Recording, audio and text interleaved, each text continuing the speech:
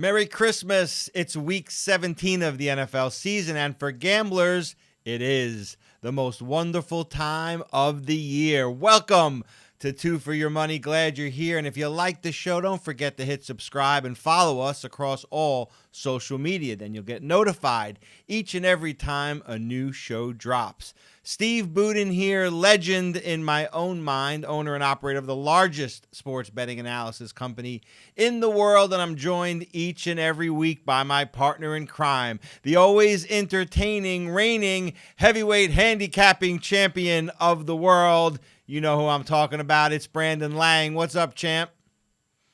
Life's good, brother. Life's good. Well, there are many sports gambling podcasts out there to choose from, but none like this one. Nowhere will you find two better opinions that come from, well, two more opposite sides of the tracks. Brandon, hands down, the most well-known handicapper in the industry. Love it or hate it, he's a household name, but only if that house is filled with ride-or-die gamblers who never give up, never give in, and never surrender. Me, on the other hand, former bookmaker, creator of the offshore and online sports betting industry. For 20 years, I made money on the dark side, taking the bets. But for the last 20 years, I've joined forces with you, the gambler, and the rest, my friends, well, that's history. Okay, before we get into this weekend's games, Brandon, I turn to you because I got to get your opinion on this. Let's talk a little Las Vegas. It's a sunny place for shady people. You lived there for a decade. I worked there for over a decade. And when it comes to gambling, right, it's nothing short of the Holy Land. And as a gambler and as a world traveler that you are, what are your top 3 hotels to stay and play in? B, is there such a thing as a hidden gem at this point in Vegas? No, there really isn't. You have the new Fontainebleau that just opened up, but if you understand the strip, the heart of the strip pretty much starts with the Wynn and goes all the way down to MGM. Anything above Wynn, now you're getting into an area that they're trying to make better. Resorts World up there on the left, and then up the Wynn is the new Fontainebleau, which, by the way, is in my top 3 most new properties you need to visit. Stayed there for my wedding party.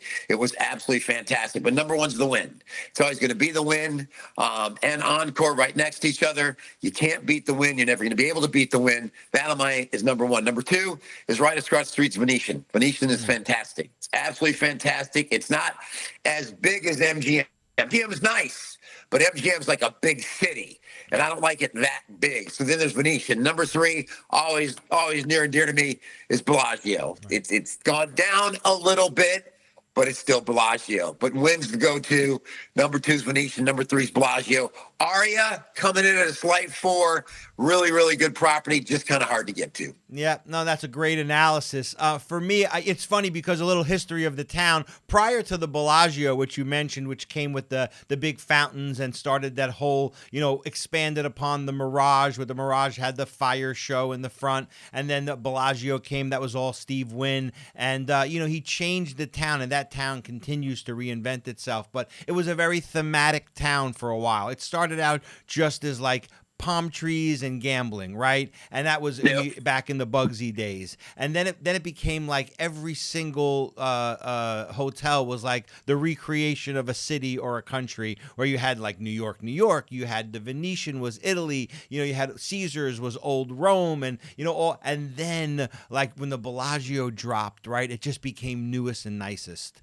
Like, what's the newest and nicest hotel in Vegas? And that became like the number one thing that gamblers started gravitating towards. And hard, to make a living out there as a hotel if you're not one of the newest and nicest. You got to be really good at what you do. Yep. So for me, I love Resorts World. As a gambler, their crap tables, it's like a cathedral. I've never seen beautiful wood crap tables the way they have it. It's almost like they have that shiny boat finish on them, and it's a pretty hot casino too. And they've got a great baccarat area.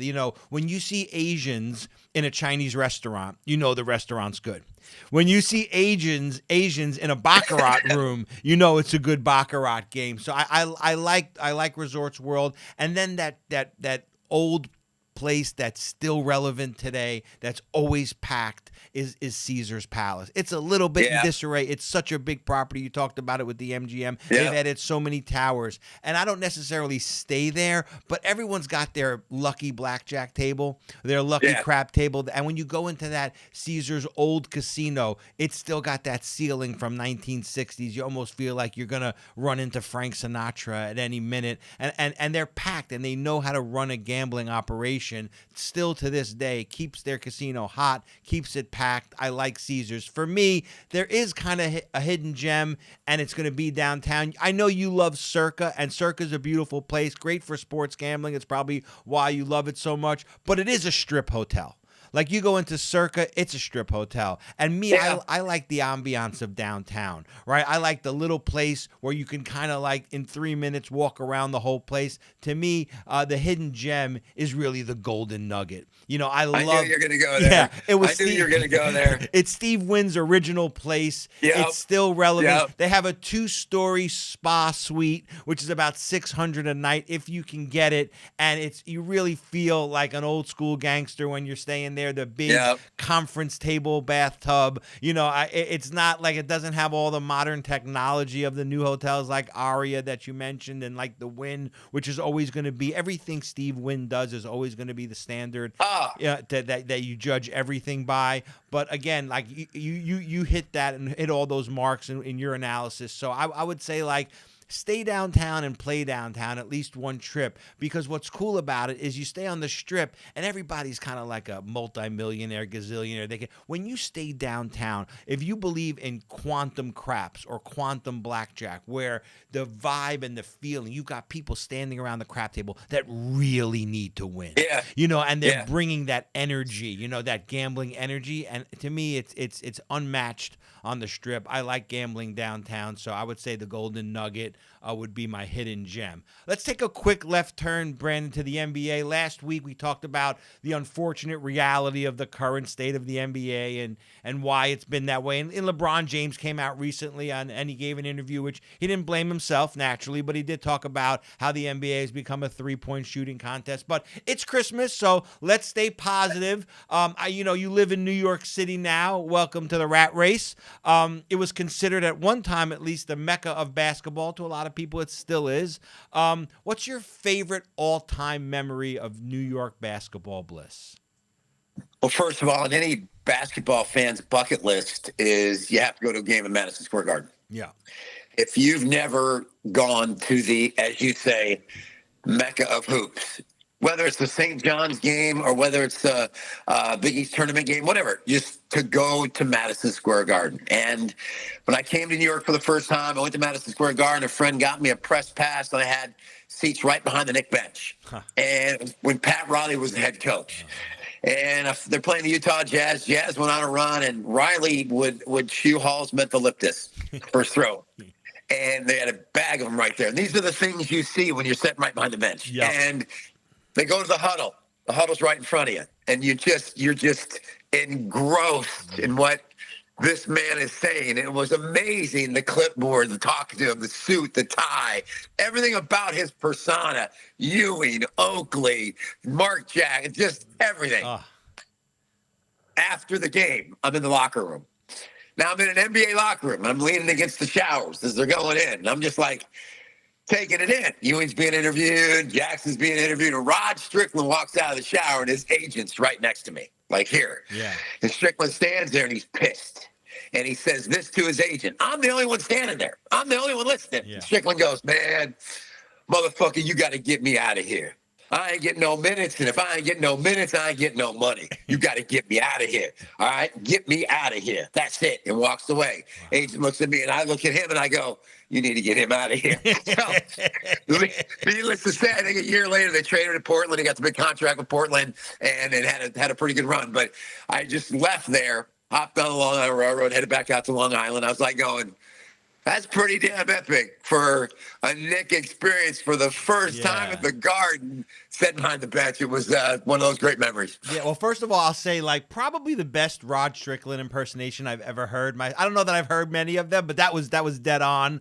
And I would also say that, back then there was such a respect for the coaches. Yep. You know, guys Yep. like Pat Riley, when they commanded a huddle, every single Yep. player gazed into his eyes, hanging on every word. You know, the league Yep. has changed so much. Players don't respect Yeah. coaches anymore. It's Uh-uh. probably one of the downfalls of the league. You You know, pay so much money. yeah, the Phil Jacksons, the Pat Rileys, these guys were just like, you know, the players really respected them.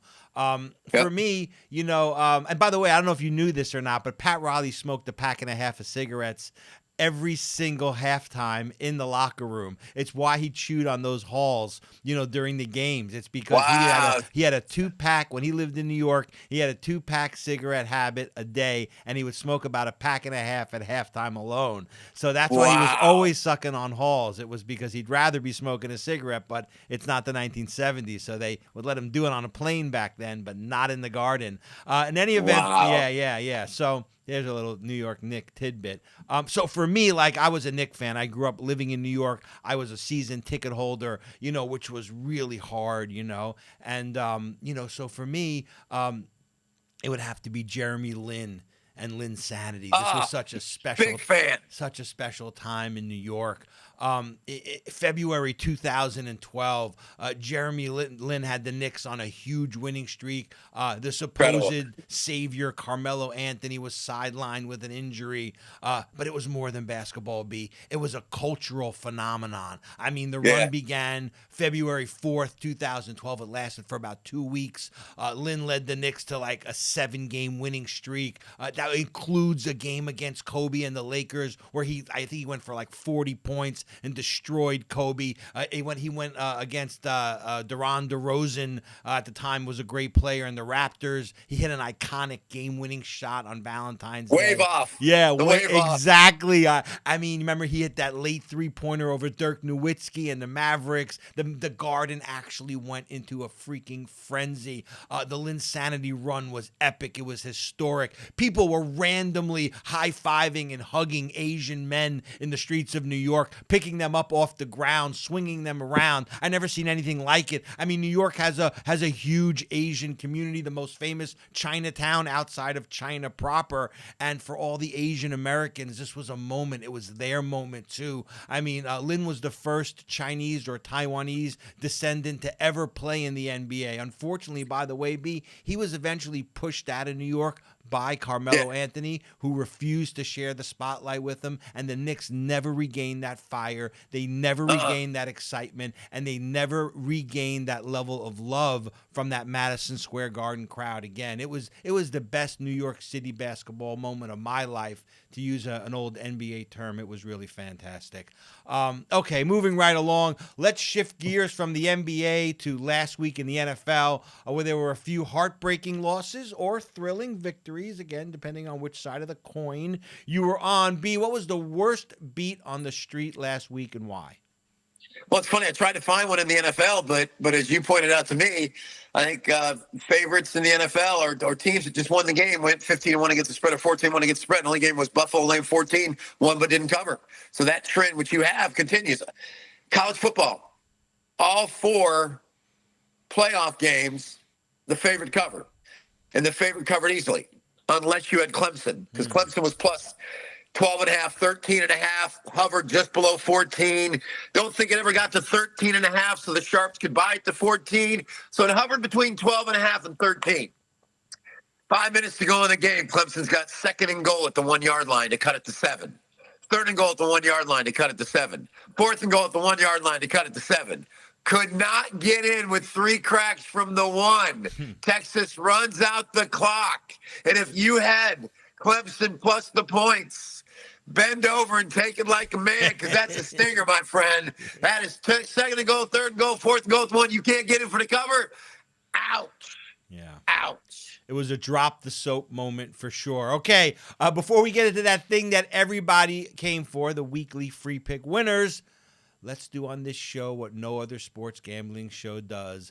Let's take a look around the country and discuss what the fuck is going on. Brandon, Joe Biden going out with a bang, decided to commute the sentences of nearly all prisoners on death row, including child rapists, brutal murderers. 37 out of 40 death row inmates will now escape paying the ultimate price for their heinous crimes. Brandon, what the fuck is going on? if people are real with themselves, if people look in the mirror and take the Democrats out of it, the Republicans out of it, Right. and they're honest enough with themselves to ask themselves this question. As far as presidents go, as far as 4 years goes, this team of Biden-Harris could go down in history as the worst president-vice president combination ever in the history of our country. And deep down in places you don't talk about at parties, they know it. And they can do nothing about it. So let's just go out with a bang. Right. Let's pardon my son when I said I never was going to do it. Right. And let me just go out with a bang and do as much more damage as I can do before I get out, because I'll never be heard from again. There might be 2 Secret Service guarding Biden in the middle of nowhere when he rides off into the sunset, where most presidents have 8 or 9. It's amazing to me, Steve. Yeah. It's just you can't get him and Harris out of the office fast enough to get this guy in there to fix the shit that they ruined for 4 years.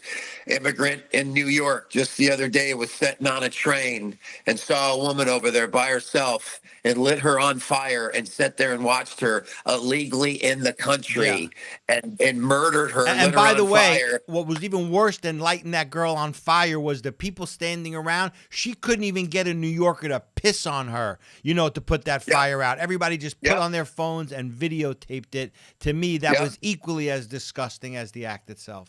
Nice job, Joe. Nice job, Camilla. Way to let him come in. Way to let him come in.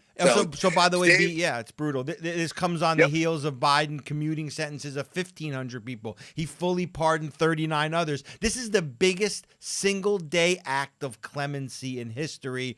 Look, B, to me, it really highlights, like you said, the huge contrast between Trump and Biden. And I'm not just talking about the fact that one's dead and one's alive, that one's sane and that one's insane, that one's pro-America and one's a globalist. One is good and one is, in my opinion, bro, evil. I mean, it's really, at the end of the day, one is pro-law and order and the other one is clearly pro-crime. Pro-chaos and pro-disorder. Truthfully, dude, one man belongs in the front of a $500 bill, and the other man belongs. I'm just gonna close by saying, the Democrats better get ready to eat it for 12 years, because Trump's great. Wait, J.D. Vance is an assassin, and that's all I'm going to say. Yeah, listen, I mean, Donald Trump belongs on the front of a $500 bill. Joe Biden belongs in the back of a Cook County jail bus. I mean, that's the fact. Biden, like you said, he pardoned his crackhead son and a bunch of rapists and murderers who will now, avoid paying the ultimate price. Trump pardoned Lil Wayne, Kodak Black, and brought A$AP Rocky home from Sweden. And that, my friend, is all you need to know. Before we go forward, Brandon, I just want to talk about the #1 sports analysis website in the country, 2 for your money. 17 of the top handicappers in the country, including me, including Brandon. It's a one-stop shop for everything you need to get an edge on your man. Tell us more about the site, Brandon. Well, it's just the closest thing we could get to for the money in the movie. Yep. And you and I talked about it for a long time, and it just makes sense. And I love the title, 2 for your money. And hard to believe 19 years ago the movie came out. And it's still as long as Matt stays relevant, I'll be relevant. 2 for your money will be relevant. So way to go, Matt. Yes, way to go. Yes. So here's what I want you to do right now. Everyone out there, go to 2foryourmoney.com and grab yourself a free all-access pass. Get 2 free days, all the premium picks from every capper on the site, exactly what a paying customer gets. If you were to buy a one-day pass at an average of $100, it makes it a $200 value, but it's absolutely free. Ask yourself these 2 questions. Number 1, if premium picks weren't great, why would we let you try them before you buy them? And number 2, what do you have to lose? It's free. The all-access pass only at 2foryourmoney.com. Okay, guys, it is that time now. The time that you've all been waiting for. Here come the winners. It's this week's free picks. But remember, free picks are just that, free picks.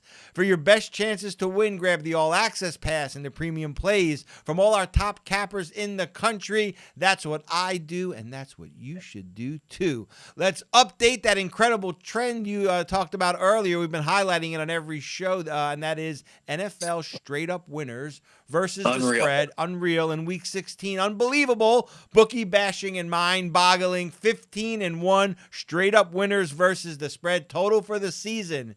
Ready for this? 197 wins, 39 losses, and 4 ties. It's 83.5%. Pick the winner of the NFL game, and chances are you will cover the spread. Okay, so now that we've covered who's actually covered up until now, let's get down to business. First up, yes, go ahead, say it. Steve, by the way, already went 2-0 out of the box on Christmas Day with the Ravens, -5, -6. They won and covered.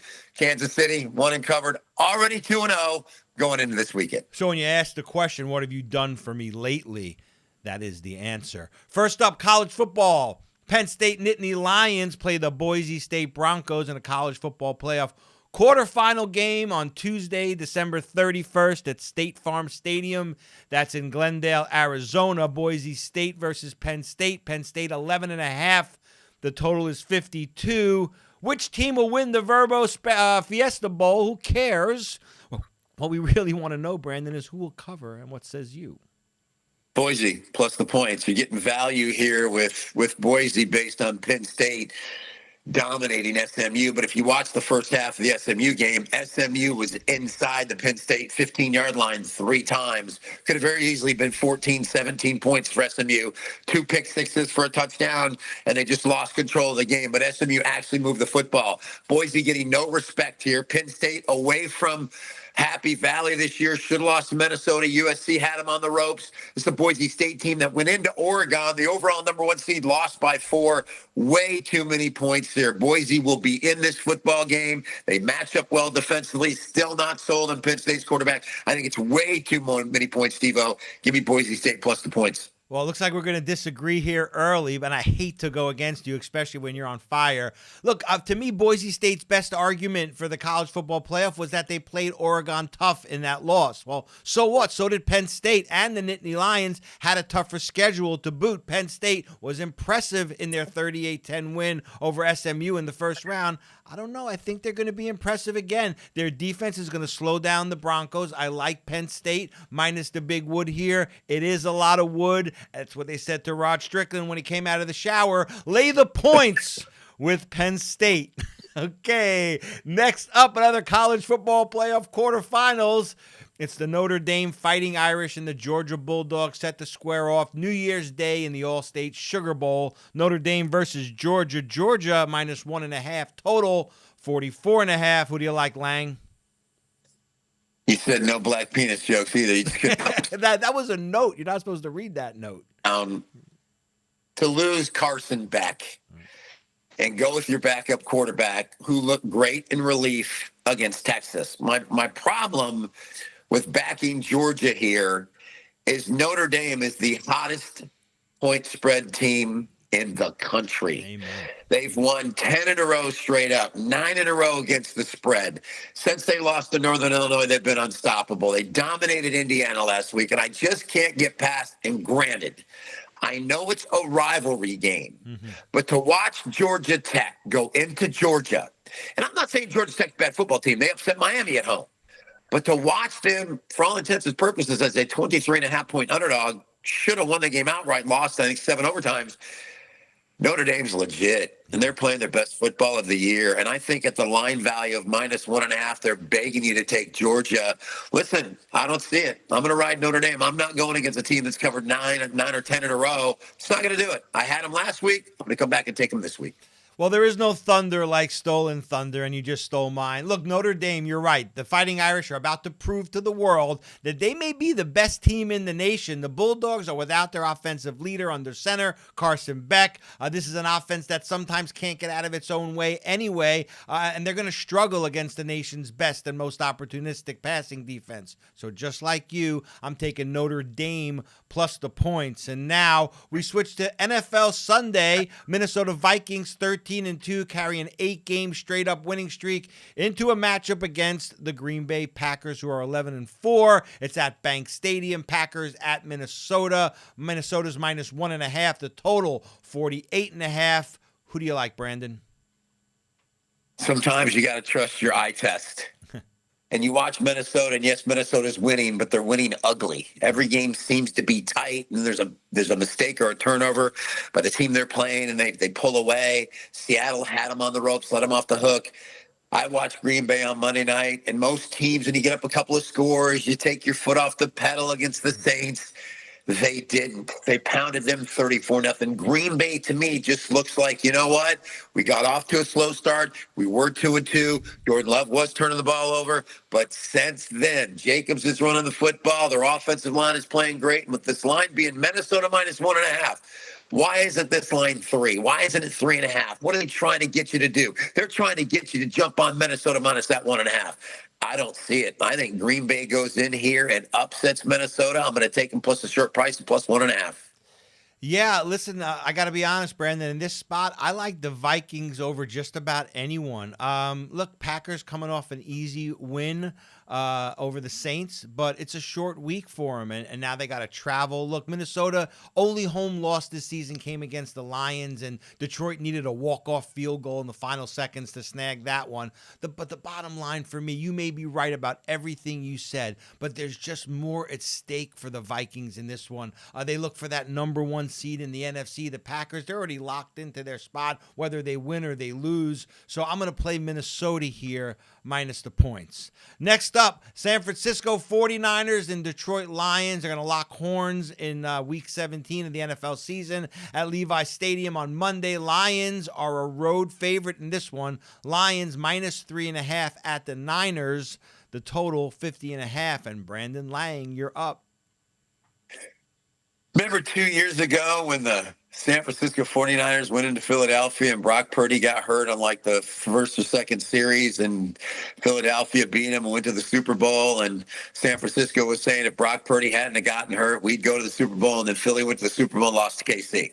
The very next year, San Francisco went into Philadelphia and destroyed them. Just absolutely destroyed them. And then they went to the Super Bowl and they lost to Kansas City. Well, let's fast forward to last year when the Detroit Lions went out to San Francisco in the NFC Championship game, and they were about to go up 17. All Dan Campbell had to do was kick the field goal 6 minutes to go. They go up 17. They're going to the Super Bowl. He went for it. They didn't get it. We all know what happened. Frisco scored, fumble, score. Game got out of hand. Frisco went to the Super Bowl. Well, guess what? Frisco's got nothing to play for, my brother. Lions are playing for that number 1 seed, and they are going to go out there, and they are going to hammer this team. By the half, lay 3, never get beat by the hook.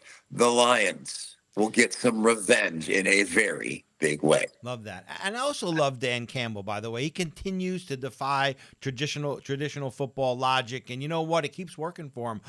He busts out a fake fumble and a trick play with a big lead against the 4-11 Bears. I got no idea why he did that, but it worked. The 49ers, they've won their last 3 meetings, including last year's championship game, 34-31. You mentioned it at home.